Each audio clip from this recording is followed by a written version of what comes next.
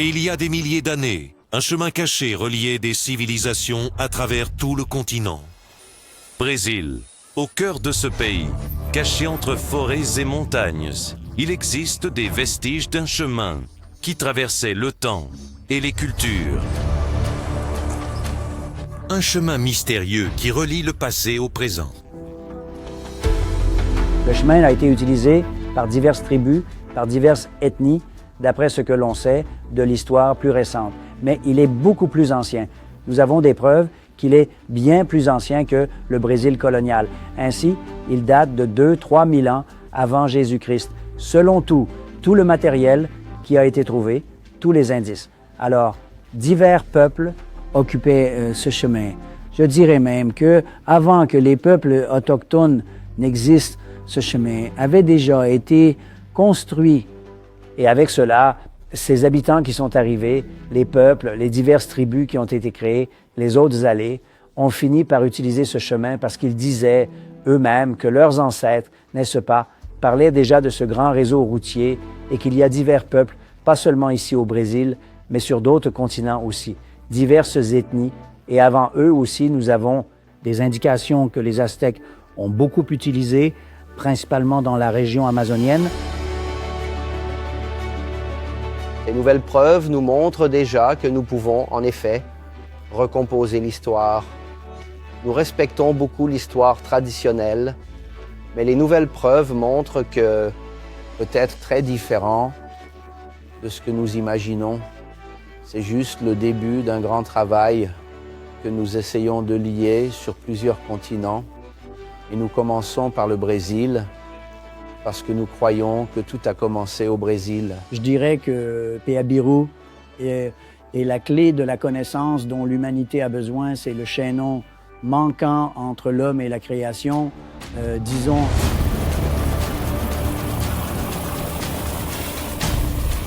Ces vestiges sont comme des clés pour comprendre comment les anciennes civilisations interagissaient.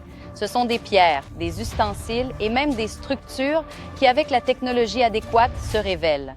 Le chemin du Peabiru est comme un livre avec des pages qui doivent encore être lues. Un voyage au milieu de forêts denses et de sentiers cachés révéleront plus que ces vestiges, mais aussi un héritage qui pourrait changer la manière dont l'histoire du Brésil est racontée. Préparez-vous, car le passé est sur le point de parler.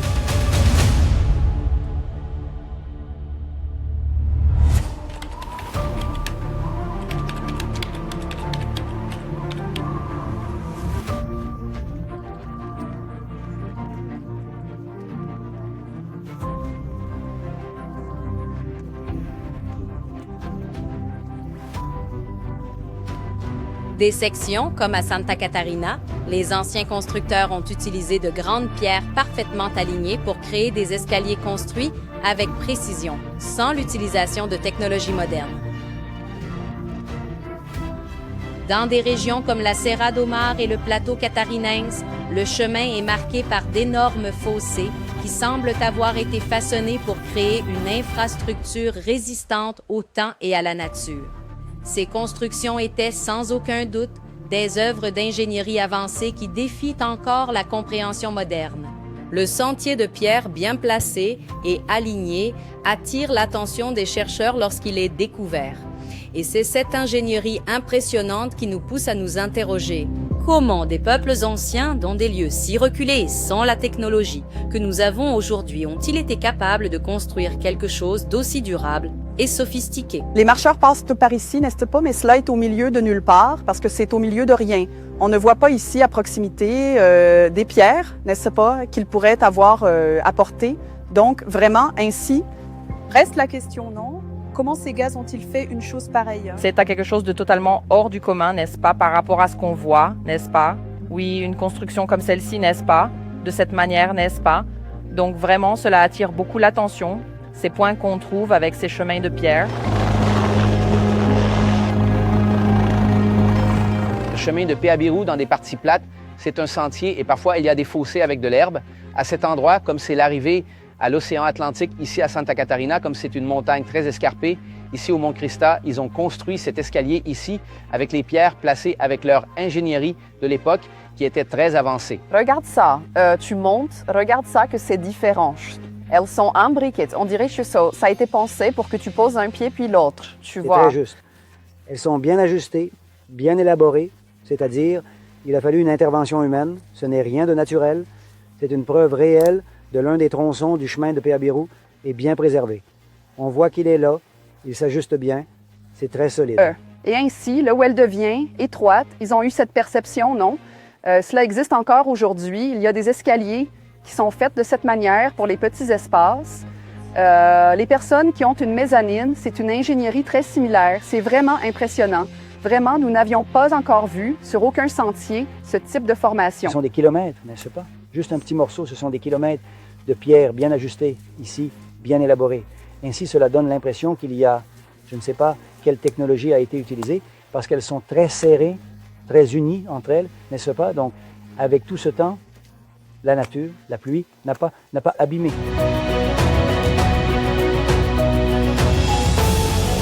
Les enregistrements de ce qui a été trouvé sur les sentiers sont amenés pour analyse par les spécialistes. Chaque indice est étudié afin de comprendre les schémas de ceux qui ont construit un chemin qui traverse le pays et qui, encore aujourd'hui, est entouré de secrets et de mystères. Généralement, ces chemins sont utilisés au fil du temps par diverses populations différentes, n'est-ce pas? Et nous arriverons toujours à quelques confusions, disons, parmi plusieurs chercheurs.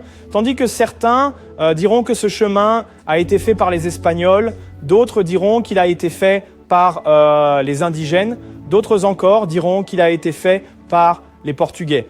Il y a toujours une discussion à ce sujet. Nous avons déjà indiqué que ce chemin est antérieur à l'arrivée des Portugais, des Espagnols, et avec les études ici au Mato Grosso do Sul et à Juquitiba, il y a une forte indication que ce chemin est beaucoup plus ancien. Hypothèse d'un chemin transcontinental, n'est-ce pas? Un chemin qui a été utilisé par diverses populations. C'était déjà plausible à l'époque où ils sont arrivés ici, n'est-ce pas? Lorsque les Portugais sont arrivés ici. C'est tellement, disons, caricatural, n'est-ce pas? Qu'en 1550, le Portugal a interdit l'utilisation du Péabiru parce que les personnes utilisaient le chemin de Péabiru pour faire du commerce entre l'Amérique espagnole et l'Amérique portugaise. Et c'était une division qui n'existait pas auparavant. Donc, avec cette frontière, mais bien, le Portugal pouvait percevoir des impôts et perdait de l'argent avec ce chemin.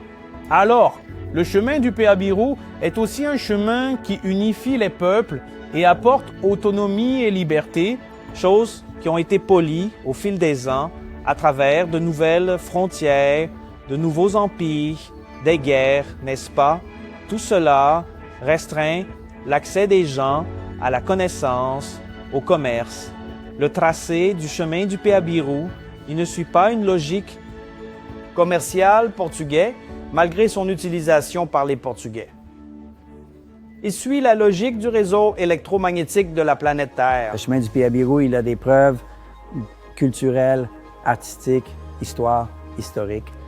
Mais disons que c'est une gamme de connaissances qui est révélée là, pour l'humanité, pour les chercheurs, pour les professionnels du domaine. Transférer ces codifications, transférer tout ce qu'ils ont dit, fait ou laissé pour nous comme héritage dans un langage plus simple aujourd'hui, parce que si vous parlez du chemin Péabiru, pratiquement personne ne sait. La plupart des gens dans certaines régions l'appellent le chemin des Incas, du chemin des Tropeiros, chemin de l'or, chemin de l'empereur, et ainsi.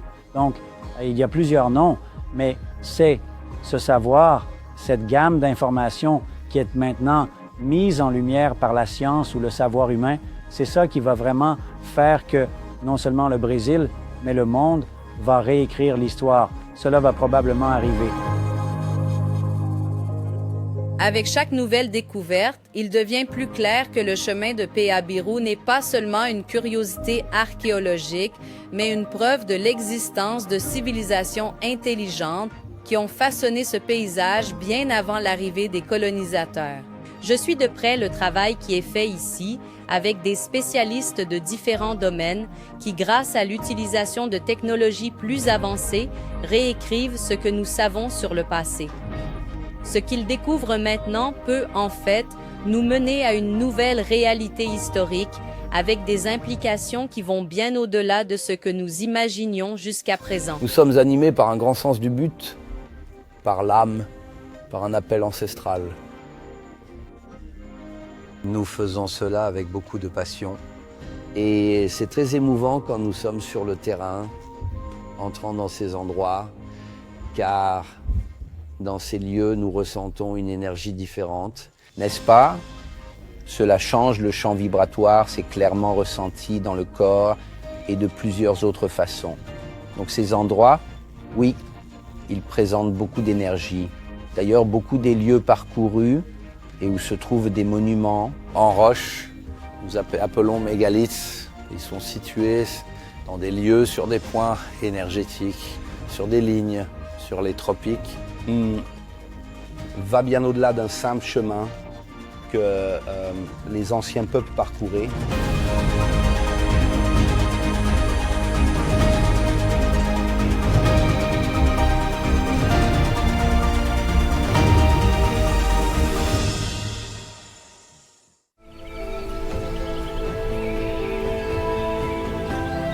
Depuis le siège d'Aquila, dans le Mato Grosso do Sul, où les spécialistes examinent les vestiges enregistrés sur les sentiers, jusqu'au cœur des forêts de Garuva et São Lourenço da Serra, la quête de compréhension du chemin de Peabiru continue.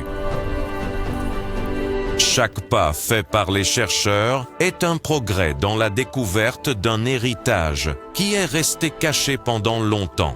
Eh bien, ces matériaux, c'est comme s'ils apportaient de la vie, n'est-ce pas, à ce qui existait avant, parce que vous pouvez voir comment le contexte, tu sais, auquel les gens étaient intégrés, on ne pourra jamais reconstruire ce qui était là, parce que cela appartient à l'époque de chacun, mais on peut avoir une idée de comment ils vivaient, donc c'est comme si tu plongeais dans cette histoire. Il y a des routes plus éloignées, intactes, n'est-ce pas?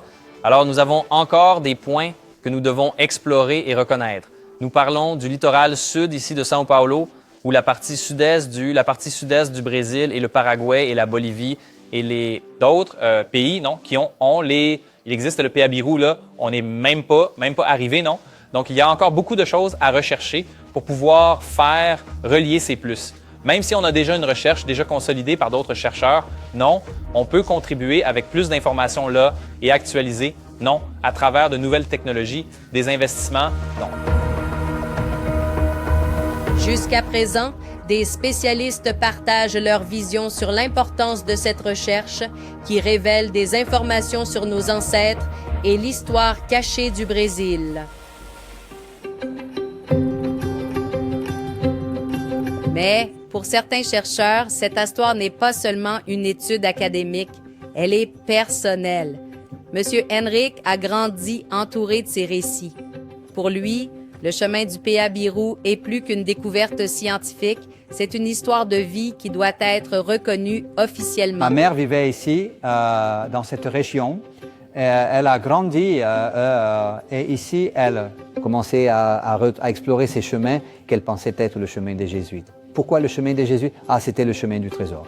Et puis elle a commencé à analyser et à voir que les Jésuites sont passés par ici. Puis j'ai commencé à dire, maman, mais les Jésuites ne construisaient pas, d'après ce qu'on a appris à l'école, ils venaient juste pour enseigner, non? Non, ils ont apporté beaucoup. Alors en 1991, je suis allé, et parce qu'elle était déjà bien affaiblie, et bon, elle avait un cancer et décédée, elle a dit, je vais apporter des photos de là-bas et je vais montrer. Alors je suis allé là-bas. J'ai commencé et je suis tombé amoureux du Monte Cristo.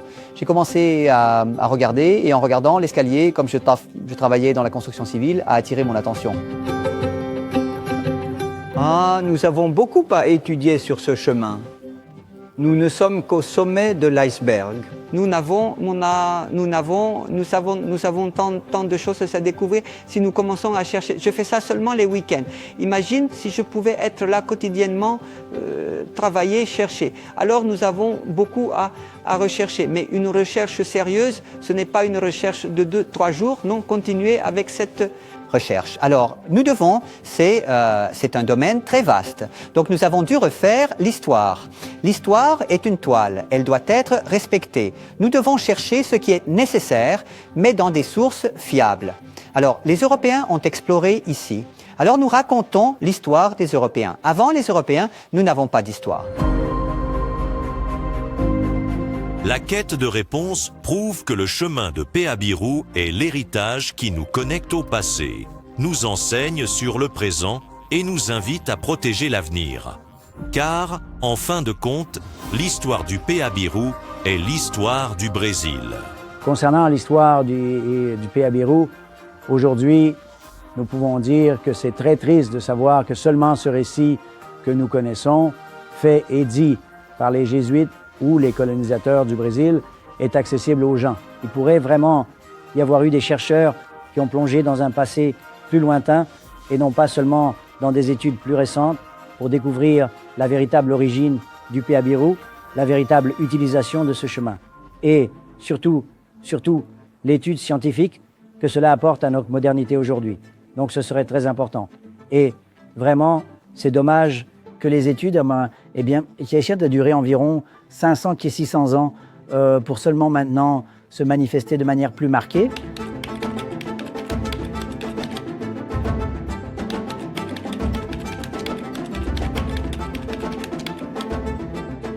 À São Paulo, l'une des principales capitales de notre pays, les études sur le parcours le plus ancien de l'histoire commencent à susciter de l'intérêt. Au sein du gouvernement, le sujet commence à être traité comme une politique publique. Le chemin de Peabiru,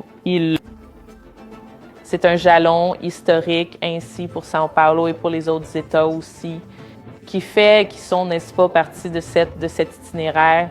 Donc, on a à partir de lui des patrimoines, des itinéraires, des sentiers qui sont, n'est-ce pas, millénaires et qui préservent, n'est-ce pas, une certaine richesse historique que nous pouvons diffuser par ces initiatives, par ce groupe de travail qui a discuté ce sujet. Nous avons réuni des études, des recherches, des projets, des itinéraires, des cartographies de tout l'État que des chercheurs ont déjà réalisées. Nous avons des livres publiés sur le sujet. Donc, l'idée est de mettre en lumière cette discussion, renforcer le chemin de Peabiru et le transformer en un riche produit touristique pour l'État et aussi pour le pays. Il a une grande importance historique et nous voulons montrer cela à la population et aux touristes. Avec la reconnaissance des pouvoirs publics, principalement São Paulo, Paraná et Santa Catarina, le chemin de Peabiru devient un symbole de valorisation du riche héritage culturel du pays.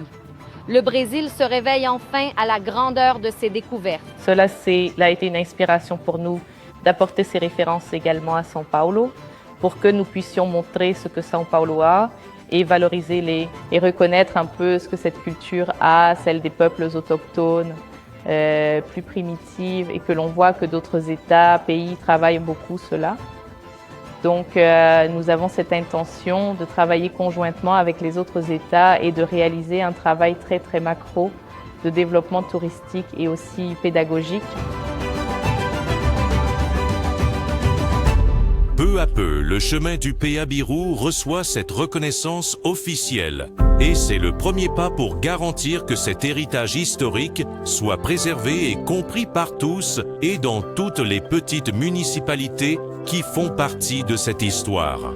Ce carburant d'énergie pour que l'on se sente appartenir, c'est un ensemble pour que tout change, modifie rapidement, modifie de manière, concrète. Vous savez, on est toujours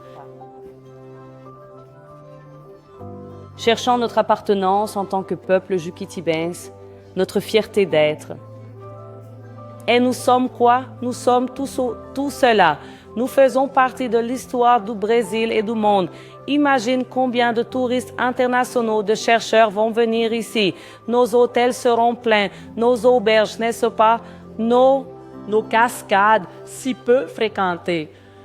Et nous en avons beaucoup. Tout cela va tourner, la ville va se transformer. Cela a une importance fondamentale pour notre développement touristique. São Lourenço da Serra fait partie du portal da Mata Atlântica, où ces chemins apportent aujourd'hui une nouvelle réalité de développement du tourisme pour notre municipalité. Nous ne parlons pas seulement au niveau régional, nous parlons au niveau national et mondial. Face à ce qui est en train de se faire, n'est-ce pas, sur tout le trajet, et principalement à São Lourenço da Serra, ce chemin et le recanto do Peabiru portent ce nom. Autrement dit, nous sommes gratifiés à cet égard.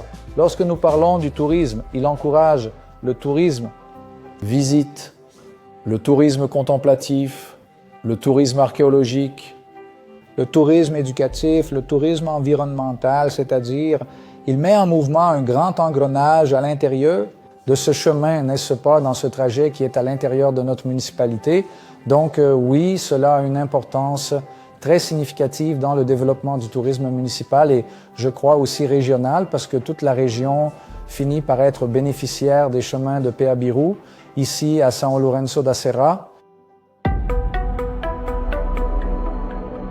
Mais la pertinence du Peabiru ne se limite pas à l'impact local.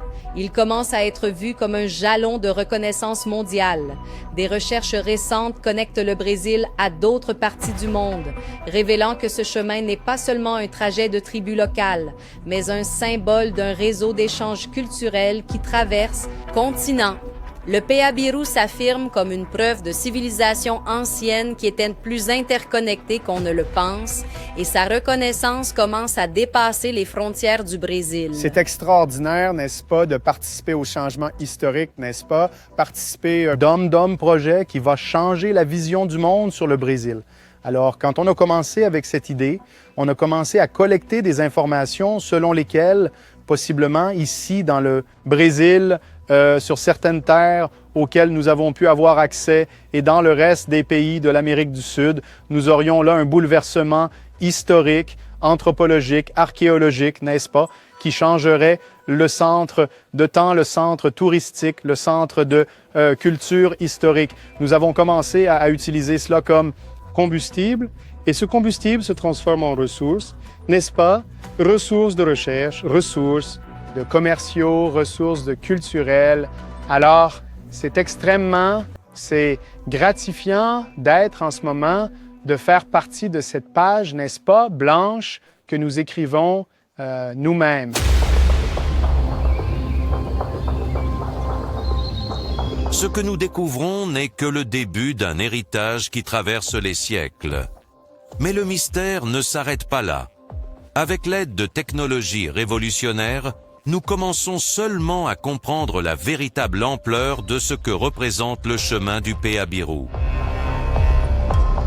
L'avenir de cette découverte est plus proche que jamais, et la prochaine phase de ce voyage promet de révéler des secrets encore plus profonds et inattendus.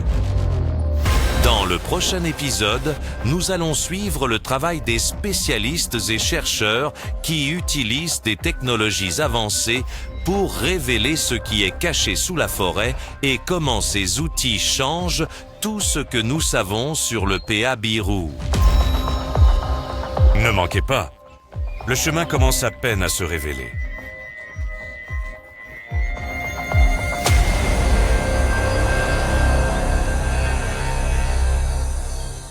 Alors, ça va se passer à Rio.